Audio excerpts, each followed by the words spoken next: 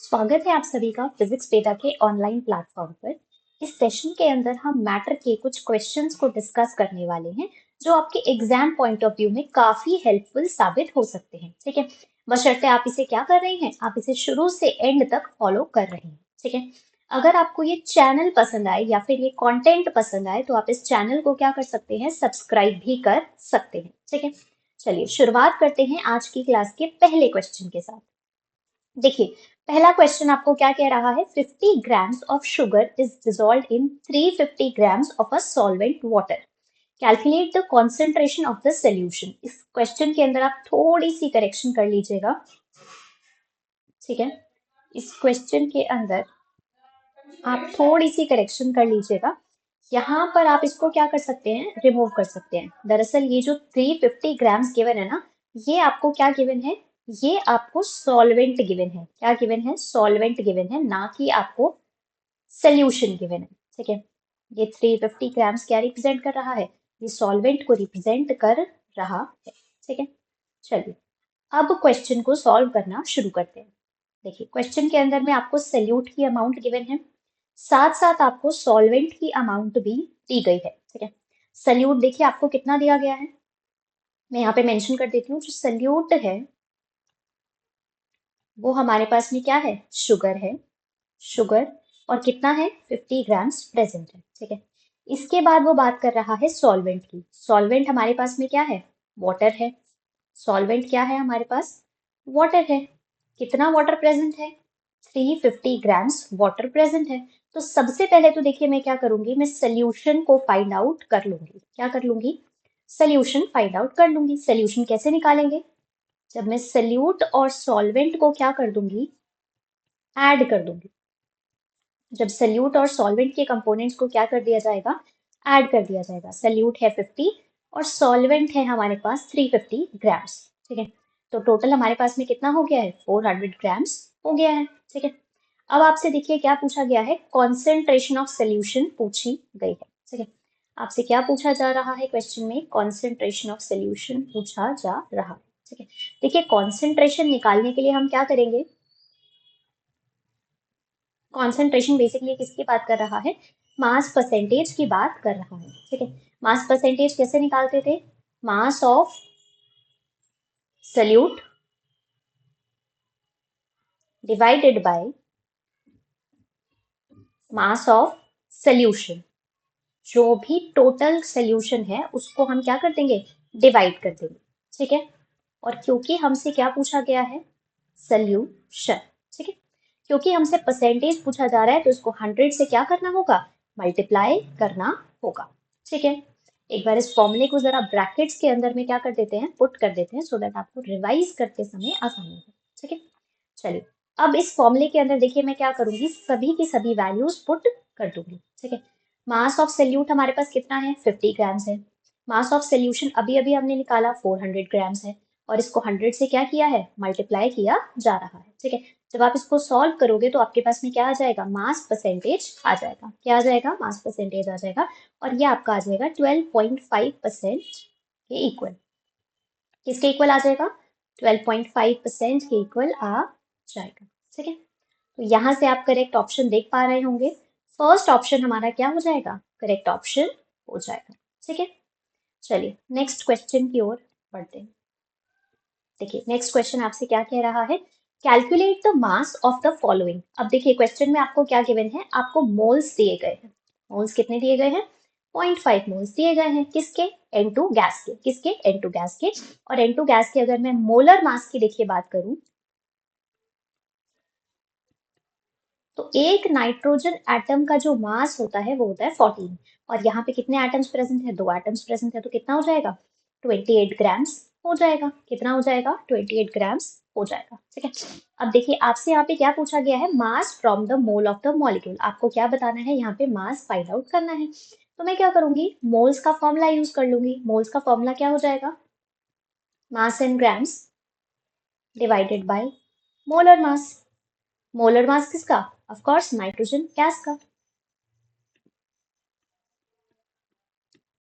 ठीक है, अब इस फॉर्मूले के अंदर हम सभी वैल्यूज को क्या कर देंगे, पुट कर देंगे। हमारे पास मोल्स भी गिवन है और मोलर मास अभी अभी हमने फाइंड आउट किया है। ठीक है, जब मैं इन दोनों वैल्यूज को पुट करूंगी तो मेरे पास में क्या आ जाएगा, मास आ जाएगा। ठीक है, मोल्स कितना 0.5, मोलर मास कितना 28 ग्राम्स, और ये किसके इक्वल हो जाएगा, मास ऑफ नाइट्रोजन के इक्वल हो जाएगा। किसके इक्वल हो जाएगा, मास ऑफ नाइट्रोजन के इक्वल हो जाएगा। जब आप इसे सॉल्व करेंगे तो ये कितना आ जाएगा, 14 ग्राम्स आ जाएगा। कितना आ जाएगा, 14 ग्राम्स के इक्वल आ जाएगा। ठीक है, तो यहाँ से आपको आई थिंक करेक्ट ऑप्शन नजर आ रहा होगा। इसको जरा नीचे शिफ्ट कर देते हैं, हाँ अब बेहतर है। ठीक है, तो आई थिंक करेक्ट ऑप्शन जो है वो हमारे पास में क्या हो जाएगा, करेक्ट ऑप्शन हो जाएगा ऑप्शन नंबर ए। ठीक है, चलिए नेक्स्ट क्वेश्चन की ओर बढ़ते हैं। देखिए नेक्स्ट क्वेश्चन आपसे क्या कह रहा है, यहाँ पे आपको क्लोरीन दिया गया है। क्लोरीन का एक मिक्सचर है जिसमें दो आइसोटोप्स प्रेजेंट है। ठीक है, आइसोटोप्स बेसिकली क्या होता है, जब एटॉमिक नंबर क्या हो, सेम हो। जब एटॉमिक नंबर क्या होता है, सेम होता है, लेकिन मास नंबर क्या होता है, डिफरेंट होता है। मास नंबर क्या हो जाएगा, डिफरेंट हो जाएगा। ऐसे स्पीशीज को क्या कहा जाता है, आइसोटोप्स कहा जाता है। ठीक है, अब देखिए आइसोटोप्स की अगर मैं बात करूं तो यहाँ पे आपके पास में एक क्लोरीन दिया है जिसका मास कितना है 35 है, और दूसरा क्लोरीन दिया है जिसका मास कितना है 37 है। और ये दोनों किस रेशियो में प्रेजेंट है, ये दोनों 4:1 रेशियो में प्रेजेंट है। अब आपसे क्या पूछा गया है, आपसे यहाँ पे इसका एवरेज एटॉमिक मास पूछा गया।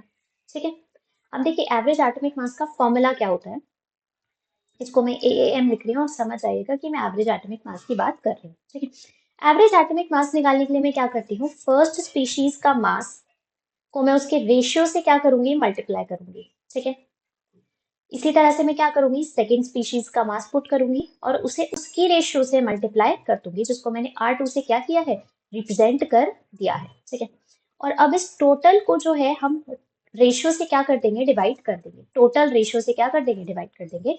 देखिए टोटल रेशियो हमारे पास में क्या हो जाएगा, R1 प्लस R2 हो जाएगा। ठीक है, मैं इसको जरा ठीक से लिख देती हूँ।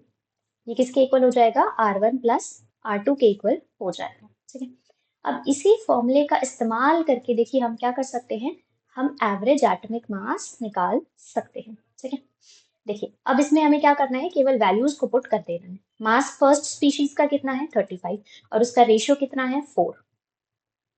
सेकेंड स्पीशीज का मास कितना है 37 और उसका रेशियो कितना है 1। ठीक है, जब मैं दोनों के रेशियोज को सम करूंगी, मतलब R1 प्लस R2 करूंगी, तो किसके इक्वल हो जाएगा, 3 प्लस 1, सॉरी 4 प्लस 1 किसके इक्वल हो जाएगा, 5 के इक्वल हो जाएगा। किसके इक्वल हो जाएगा, 5 के इक्वल हो जाएगा। जब आप इसको सॉल्व करेंगे ना, अब देखो मल्टीप्लाई डिवाइड मैं नहीं बताने वाली। ठीक है, ये आप खुद से करिएगा। जब आप इसको सॉल्व कर लेंगे तो आपके पास में जो एवरेज एटॉमिक मास है वो 35.4 यूनिफाइड मास के इक्वल आ जाएगा। ठीक है, तो ये रहा क्लोरीन का एवरेज एटॉमिक मास अगर मिक्सचर के अंदर में 4:1 रेशियो के अंदर में प्रेजेंट रहेगा। ठीक है, तो किससे रिजेंबल कर रहा है, इसका भी करेक्ट ऑप्शन क्या हो जाएगा, ए ऑप्शन हो जाएगा। ठीक है, चलिए नेक्स्ट क्वेश्चन की बात करते हैं। देखिए ये एक अच्छा क्वेश्चन है, Which of the following is or are the ways for describing concentration of solution? इसमें से कौन से तरीके से आप क्या कर सकते हैं, किसी भी सोल्यूशन की कॉन्सेंट्रेशन को एक्सप्लेन कर सकते हैं। ठीक है, एक बार सभी कॉन्सेंट्रेशन टर्म्स को देख लेते हैं। ठीक है, सबसे पहले बात कर रहा है मोलारिटी की। ठीक है, देखिए मोलारिटी की अगर मैं बात करूं तो क्या फॉर्मूला हम बचपन से पढ़ते आ रहे हैं, मोलारिटी किसके इक्वल हो जाएगा, मोल्स ऑफ सल्यूट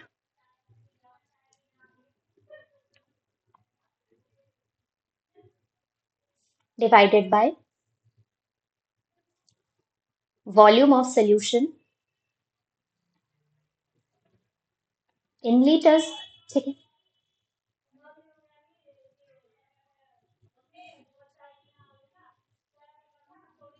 हम इस फॉर्मूले का क्या कर लेंगे, इस्तेमाल कर लेंगे। ठीक है, तो इससे भी हम क्या कर सकते हैं, देखिए कॉन्सेंट्रेशन फाइंड कर सकते हैं। इससे भी हम क्या कर सकते हैं, कॉन्सेंट्रेशन फाइंड कर सकते हैं। ठीक है, सिमिलरली आप क्या करेंगे, आप सेकेंड फॉर्मूले को भी देख लेंगे।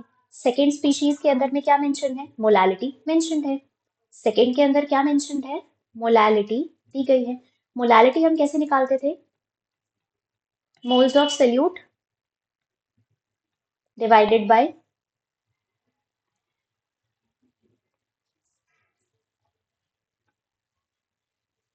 Divided by mass of solvent.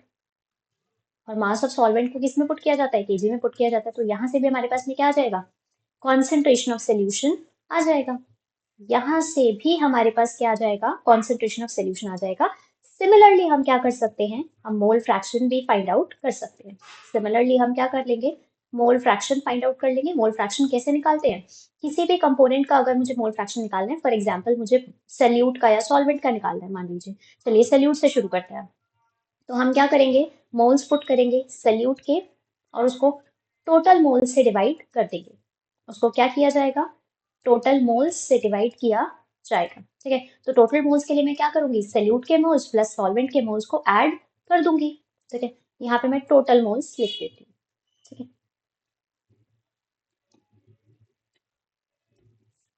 ये भी क्या दे रहा है हमें, कॉन्सेंट्रेशन ऑफ सोल्यूशन ही बता रहा है। ये भी हमें क्या बता रहा है, कॉन्सेंट्रेशन ऑफ सोल्यूशन बता रहा है। तो मैं कह सकती हूँ तीनों ही टर्म्स क्या कर रहे हैं, कॉन्सेंट्रेशन ऑफ सोल्यूशन को एक्सप्लेन कर रहे हैं। तो आई थिंक ऑप्शन डी मेरा क्या हो जाएगा, मोस्ट अप्रोप्रिएट ऑप्शन हो जाएगा। ठीक है, अगले क्वेश्चन की ओर बढ़ते हैं। देखिए, what is the mass of one atom of oxygen.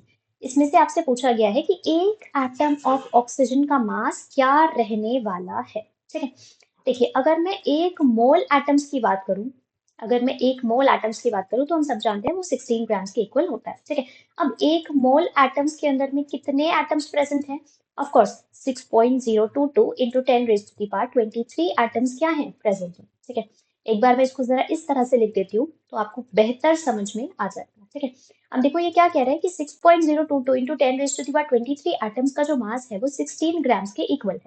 ठीक है, लेकिन आपसे क्या पूछा गया है, एक एटम का मास पूछा गया है। तो आप क्या करेंगे, आप यूनिटरी मेथड का इस्तेमाल कर लेंगे और टोटल मास को आप नंबर ऑफ एटम से क्या कर देंगे, डिवाइड कर देंगे। ठीक है, टोटल मास को आप क्या करेंगे, नंबर ऑफ एटम से डिवाइड कर देंगे और ये किसके इक्वल आ जाएगा, 6.022 into 10 raise to the power 23 के इक्वल आ जाएगा। ठीक है, जब आप इसको सॉल्व कर लेंगे तो आपके पास में जो नंबर ऑफ एटम्स हैं वो आपके पास में आ जाएंगे 2.6569 into 10 raise to the power -23 के इक्वल। तो यहाँ से देखिए आपके पास में क्या आ गया है, यहाँ से आपके पास में एक एटम का मास आ गया है। और क्योंकि हम मास की बात कर रहे हैं तो किसमें रहने वाला है, ग्राम्स के अंदर रहने वाला है। ठीक है, कौन से ऑप्शन से रिजेंबल कर रहा है, ये भी ऑप्शन ए से ही रिजेंबल कर रहा है। ठीक है, ये भी किससे रिजेंबल कर रहा है, ऑप्शन ए से ही रिजेंबल कर रहा है। ठीक है, चलिए नेक्स्ट क्वेश्चन की ओर बढ़ते हैं। देखिए नेक्स्ट क्वेश्चन आपसे क्या कह रहा है, तो यूनिट्स ऑफ नॉर्मेलिटी आर, आपसे क्या पूछा गया है, नॉर्मेलिटी की यूनिट्स पूछे गए हैं। क्या पूछे गए हैं, नॉर्मेलिटी के यूनिट्स पूछे गए हैं।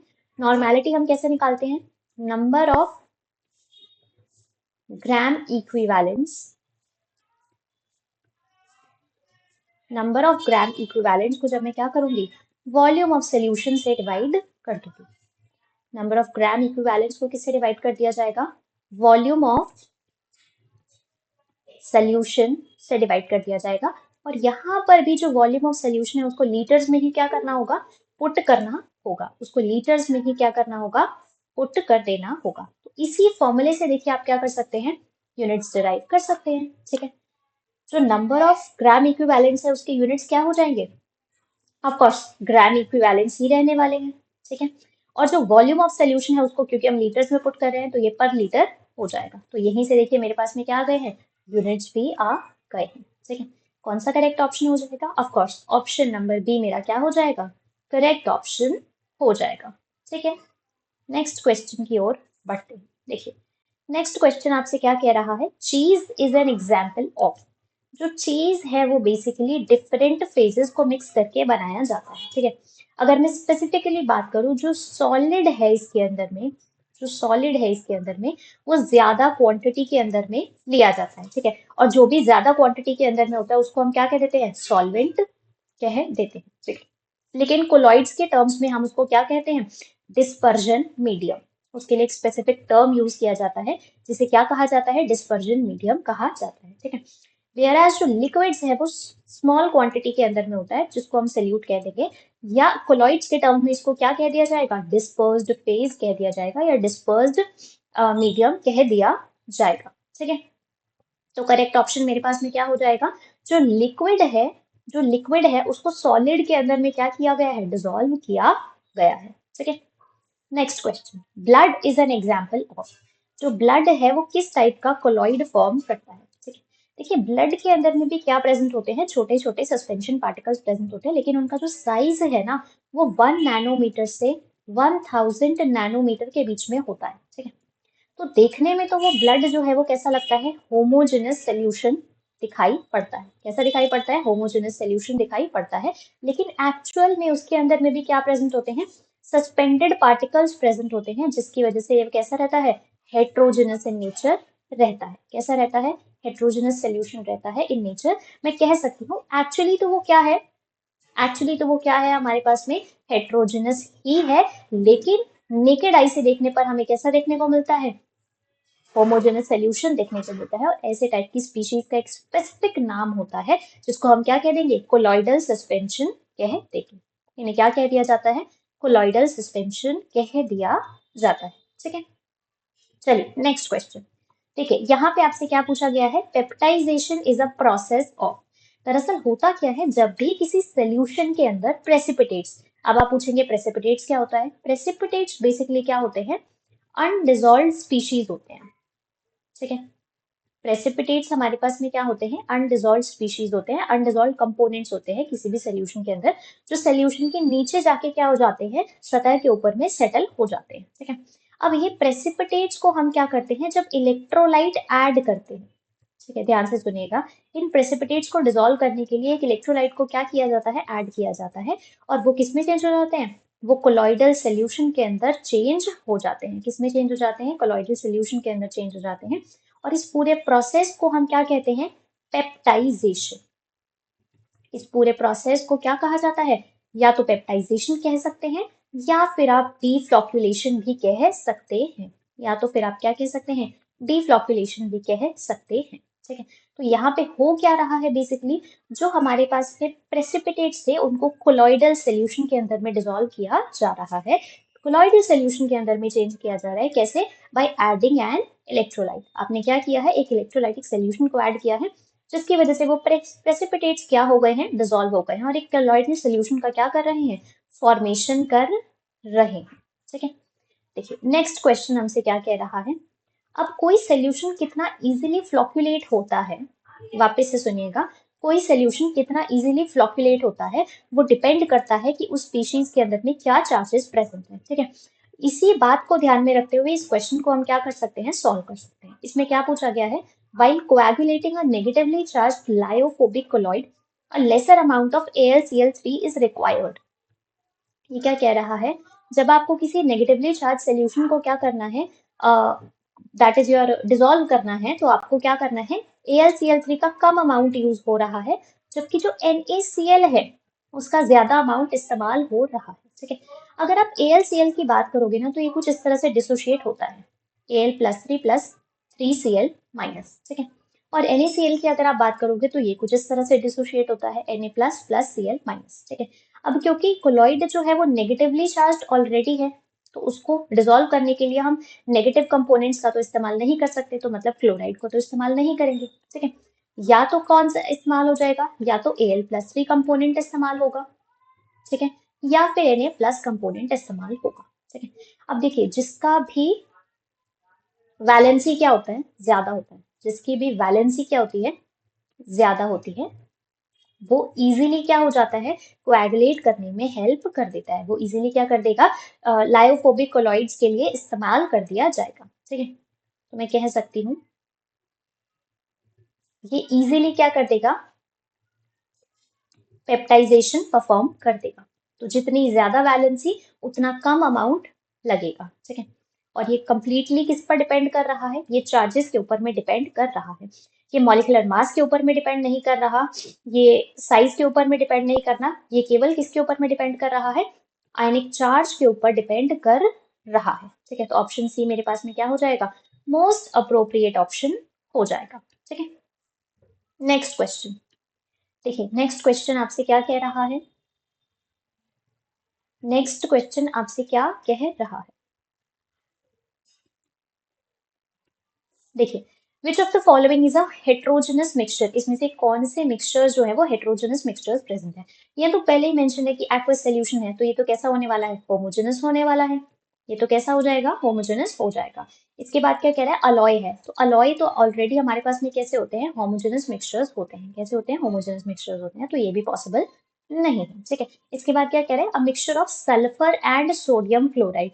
देखिए, जो सल्फर है ना, वो सोडियम क्लोराइड जब आप ऐड करोगे, सोडियम क्लोराइड कैसा होता है, पोलर सॉल्वेंट होता है। ठीक है, तो इसके अंदर में कभी भी डिसॉल्व नहीं होता, जबकि सल्फर को डिसॉल्व करने के लिए हमें क्या यूज करना होता है, एक नॉन पोलर सॉल्वेंट का इस्तेमाल करना होता है। किसका इस्तेमाल करना होता है, नॉन पोलर सॉल्वेंट का इस्तेमाल करना होता है। तो आई थिंक यही मेरे पास में क्या हो जाएगा, यही एक हेट्रोजेनस मिक्सचर का एग्जाम्पल हो जाएगा। ठीक है, इसके बाद एक लास्ट ऑप्शन भी देख लेते हैं, mixture of hydrogen oxygen and nitrogen gases. जब भी आप गैसेस को डिसॉल्व करते हो तो वो हमेशा क्या करते हैं, होमोजेनस मिक्सचर का फॉर्मेशन करते हैं। ठीक है, which one of the following does not show Tyndall effect. देखिए, टिंडाल इफेक्ट कौन कौन सी स्पीशीज नहीं दिखाने वाले। ठीक है, टिंडाल इफेक्ट बेसिकली होता क्या है उसको समझते हैं।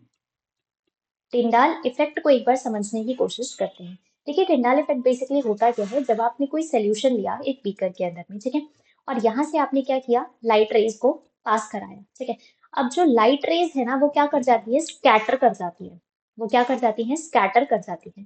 अगर वो लाइट रेज स्कैटर कर रही हैं, तो मतलब ये क्या शो कर रही हैं, टिंडाल इफेक्ट शो कर रहे हैं। ये क्या शो कर रहे हैं, टिंडाल इफेक्ट शो कर रहे हैं। ठीक है, अब कौन सी स्पीशीज टिंडाल इफेक्ट शो करेंगी वो समझने की कोशिश करते हैं। ठीक है, टिंडाल इफेक्ट वही स्पीशीज शो करेंगी जिनके पार्टिकल का जो साइज है वो अप्रिशिएबल होगा, जिनके पास में एक अप्रिशिएबल साइज के क्या होंगे, पार्टिकल्स होंगे। मैं कह सकती हूँ हेट्रोजेनस मिक्सचर्स जो हैं वो क्या कर देंगे, टिंडाल इफेक्ट शो कर देंगे। जबकि जो होमोजेनस मिक्सचर्स हैं वो टिंडाल इफेक्ट शो नहीं करने वाले। तो इसमें से हमें केवल क्या करना है, होमोजेनस मिक्सचर को पहचानना है। ठीक है, सोप सोल्यूशन कैसा हो जाएगा, हेट्रोजेनस। इंक भी कैसा हो जाएगा, हेट्रोजेनस। क्योंकि शुगर शुगर सोल्यूशन कैसा हो जाएगा, होमोजेनस मिक्सचर हो जाएगा। ठीक है, तो ये कभी भी टिंडाल इफेक्ट शो करने वाला नहीं है। ठीक है, अब देखिए नेक्स्ट क्वेश्चन आपसे क्या कह रहा है, smoke is an example of. Smoke basically क्या होता है, जब आप सॉलिड पार्टिकल्स को क्या कर देते हो, जिसमें जो सॉलिड है वो क्या कर रहा है, सल्यूट की तरह एक्ट कर रहा है। किसकी तरह एक्ट कर रहा है, सल्यूट की तरह एक्ट कर रहा है। या फिर मैं कह सकती हूँ डिस्पर्स्ड फेज की तरह एक्ट कर रहा है। ठीक है, और जो एयर है, या फिर एयर से बेहतर टर्म है गैस। ठीक है, ये किसकी तरह एक्ट कर रहा है, सॉल्वेंट की तरह एक्ट कर रहा है, और ये कैसा हो जाएगा, डिस्पर्जन मीडियम हो जाएगा। ये कैसा हो जाएगा, डिस्पर्जन मीडियम हो जाएगा। ठीक है, तो जब जब सॉलिड को आपने क्या किया है, गैस के अंदर में डिसॉल्व करने की कोशिश की है, तो वो क्या हो जाएगा, स्मोक का फॉर्मेशन कर लेगा। और इस टाइप के कोलॉइड्स का एक स्पेसिफिक नाम होता है, इन्हें क्या कहा जाता है, एरोसॉल कहा जाता है। इन्हें क्या कहा जाता है, एरोसॉल कहा जाता है। ठीक है, अब देखिए नेक्स्ट क्वेश्चन आपसे क्या पूछा गया है, how to separate cream from milk. आप क्रीम को मिल्क से कैसे सेपरेट करते हो। ठीक है, देखिए मिल्क के अंदर में ना कुछ कंपोनेंट क्या प्रेजेंट होता है, फैट का प्रेजेंट होता है, प्लस क्या प्रेजेंट है, लिक्विड प्रेजेंट है। ठीक है, अब इसको सेपरेट आउट करने के लिए हम क्या करते हैं, हाई स्पीड के ऊपर में इसको रोटेट करना शुरू करते हैं। और इसके लिए एक साइंटिफिक टर्म होता है जिसको क्या कहा जाता है, सेंट्रीफ्यूगेशन।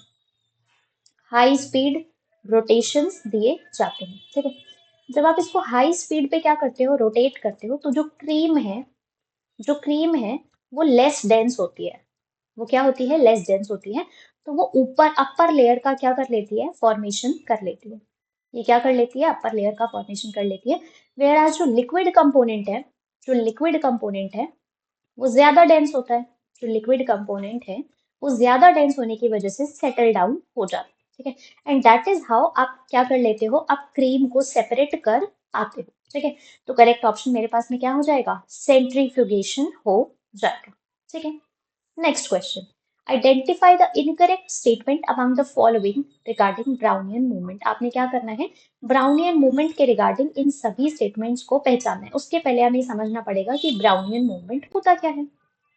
देखिए, दरअसल ब्राउनियन मूवमेंट हमें कोलॉइड्स के अंदर में देखने को मिलता है, या उन्हीं का एक कैरेक्टरिस्टिक फीचर होता है। ठीक है, अब ब्राउनियन मूवमेंट के अंदर में क्या होता है ना, जितने भी हमारे पास में कोलॉइडल पार्टिकल्स होते हैं वो जिगजैग मैनर में क्या करते हैं, मूव करते हैं।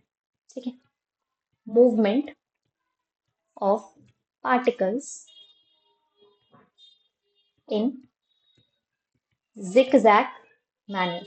ठीक है, जिगजैग मैनर में क्या करते हैं, मूव करते हैं, रैंडमली क्या करते हैं, मूव करते हैं। ठीक है, अब ये मूवमेंट हमें क्यों देखने को मिलता है या इसके रिगार्डिंग कौन सी स्टेटमेंट करेक्ट है उसको पहचानने की कोशिश करते हैं। ठीक है, देखिए it is observed up to the size of, बिल्कुल ठीक बात है, ये छोटे पार्टिकल्स के लिए क्या होता है, पॉसिबल होता है। It is independent of the wavelength of the light, ये बात क्या है, इनकरेक्ट है, और हमें इनकरेक्ट स्टेटमेंट को ही क्या करना था, ढूंढना था। ठीक है, यही स्टेटमेंट हमारी देखिए क्या हो जाएगी, इनकरेक्ट हो जाएगी। It actually depends upon the wavelength, ये वेवलेंथ के ऊपर क्या करते हैं, डिपेंड करते हैं, डिपेंड्स ऑन वेवलेंथ। ठीक है, अगर वेवलेंथ ज्यादा होगी तो पार्टिकल का साइज का जो मूवमेंट है वो क्या हो जाएगा, डिक्रीज हो जाएगा। डिपेंड्स अपॉन टेम्परेचर, टेम्परेचर के ऊपर तो डिपेंड करेंगे ही। It is the kinetic property of the solution, बिल्कुल जहां पर भी मूवमेंट रिलेटेड है वो क्या हो जाएगा, वो हमारे पास में काइनेटिक प्रॉपर्टी को रिजेंबल कर देगा।